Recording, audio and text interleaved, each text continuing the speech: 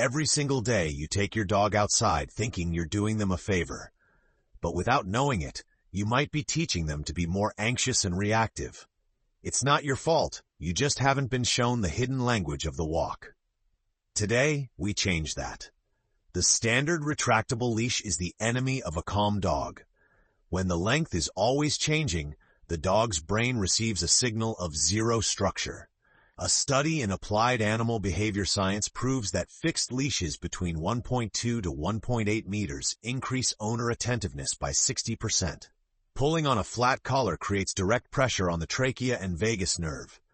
This causes a reflexive forward lunge. Your dog isn't trying to run away. Their body is reacting to pain by pushing forward harder. We need to break this physical loop immediately. The walk starts inside the house. If your dog is spinning and barking at the door, they are at an arousal level 8. A dog at level 8 cannot learn. Their prefrontal cortex is offline. You are walking a biological program, not a conscious animal. Patience is your greatest tool. Before opening the door, wait for 3 seconds of a loose leash and calm body language. This tells the dog's nervous system. Calmness is the key that opens the world. You want them at a level 3 before the first step outside. Dogs have 300 million scent receptors. For them, a walk without sniffing is like a human staring at a blank wall for an hour. Sniffing isn't a distraction, it's a biological necessity that gathers vital information about their environment.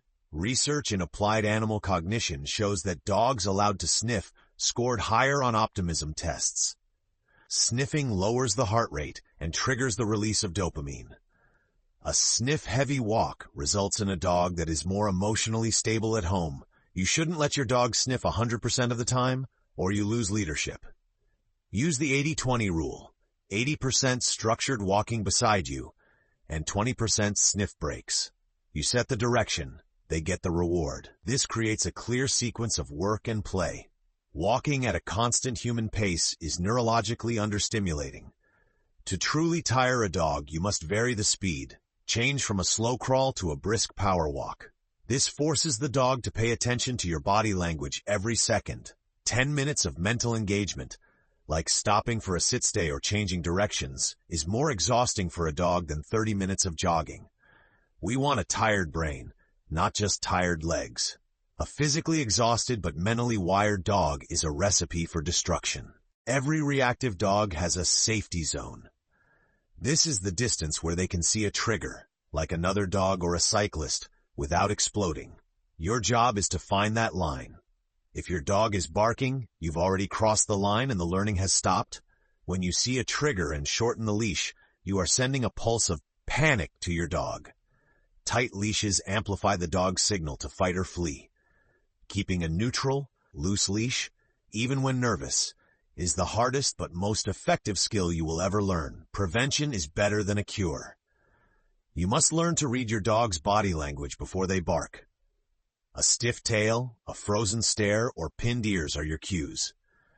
Use a pattern interrupt, a clicking sound, or a quick change of direction to break the stare before the chemical cascade of adrenaline begins. In Canada, the environment is your biggest obstacle. Salt and ice melt are toxic to paw pads. If your dog is lifting their paws, they aren't being stubborn. They are in pain. Booties aren't a fashion statement here. They are medical equipment for a successful walk in 90-20 degrees Celsius. Never fit the sidewalk can be 20 degrees hotter or colder than the air. In the Canadian summer, asphalt burns paws. In winter, the cold can cause frostbite in minutes. Always use the 5-second rule. Touch the ground with the back of your hand. If it's too hot or cold for you, it's too much for them. As you head back home, your walk should enter the wind down phase. This is the final third of your journey. Slow your pace. Allow more sniffing. You are telling your dog's nervous system that the high-intensity engagement is ending and it's time to prepare for rest. The most common mistake is letting the dog burst through the door at the end. This creates a spike in arousal right when they should be calming down. Stop at the door. Wait for a sit. Enter together calmly. The home should be a sanctuary of peace, not a continuation of the street's chaos. Don't make the unclipping of the leash a celebration. If you cheer and pet them wildly, you reward the high-energy state. Instead, unclip in silence. Give a small, calm treat. Move to their water bowl and settle your own energy. Your dog mirrors your pulse. Consistency is the only way to see results. These techniques won't fix a year of bad habits in one day, but in 2 weeks, you will see a different dog. A dog that looks to you for guidance instead of dragging you toward trouble. You are building a partnership, one step at a time. You have the knowledge. Now you need the action. Tomorrow morning, grab that fixed leash, wait for the sit, and lead with calm authority. If you found this valuable, share it with a fellow dog owner. Subscribe to Canine Guide for more science-based training. See you on the next walk.